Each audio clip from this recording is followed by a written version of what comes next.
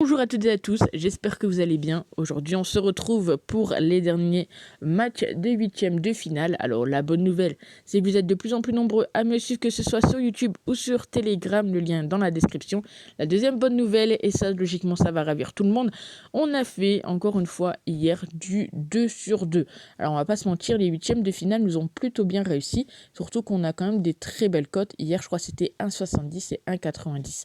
Aujourd'hui, les matchs, pour moi, me semblent un peu compliqué à pronostiquer, je vais pas vous mentir, j'ai eu un petit peu de mal. Donc pour moi, ça sera peut-être plus des matchs à regarder qu'à vraiment tenter de faire de l'argent dessus. Mais je vous donne quand même mes avis et n'hésitez pas donc à me dire vous ce que vous en pensez dans les commentaires. Alors on commence avec le Maroc contre l'Espagne. Alors déjà, bon, le Maroc qui a clairement déjà fait un très beau début de Coupe du Monde. Ils battent la Belgique, ils font nul contre la Croatie, ils battent le Canada, il me semble qu'ils finissent premiers de leur groupe. Donc on va pas se mentir, bravo aux Marocains. Du côté des Espagnols, ils ont commencé très fort avec le 7-0 contre le Costa Rica et puis ensuite le nul contre l'Allemagne et la défaite contre le Japon. Alors sur le papier, on le sait, les Espagnols sont favoris, mais je me dis tout de même attention à cette équipe du Maroc qui a un jeu que les Espagnols n'apprécient pas forcément. Voilà, c'est un jeu plutôt vers l'avant, un jeu plutôt direct et on sait que les Espagnols ont un petit peu de mal avec ça. Donc les deux équipes se sont déjà affrontées, ça a fait un match nul de partout en Coupe du Monde 2018 d'ailleurs. Ici, je ne vais pas partir sur la victoire d'une ou de l'autre équipe, je vais plus partir tout simplement sur les buts et surtout sur la mi-temps la plus prolifique. Parce que voilà, je me dis que potentiellement, ça peut être un match assez fermé tout de même. Et je vois plus de buts en seconde, en sachant qu'on sait que l'Espagne, c'est plus une équipe qui marque un peu plus en seconde et qui concède également plus en seconde. Donc ça pourrait être avantageux pour les Marocains. À savoir que les Marocains n'ont pris pour l'instant qu'un seul but et c'était entre la 30e et la 45e. Donc n'hésitez pas à me dire ce que vous en pensez. La deuxième mi-temps la plus prolifique, côté tout de même à 2,12. Donc très très belle cote pour ce pronostic. On enchaîne avec le match donc, du Portugal contre la Suisse. Deux équipes qui ont déjà l'habitude de s'affronter. 6 confrontations sous mes yeux.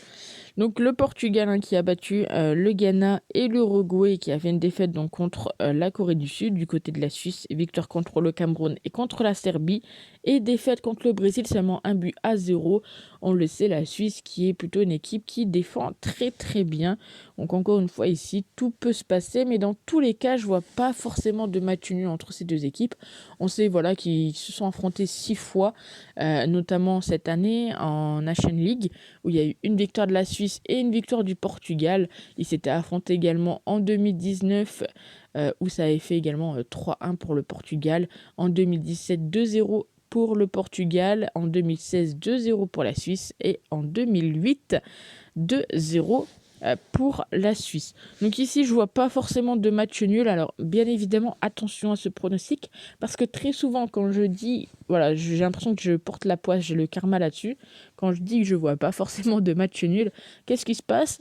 Il y a match nul. En tous les cas, ici, je reste sur mon avis.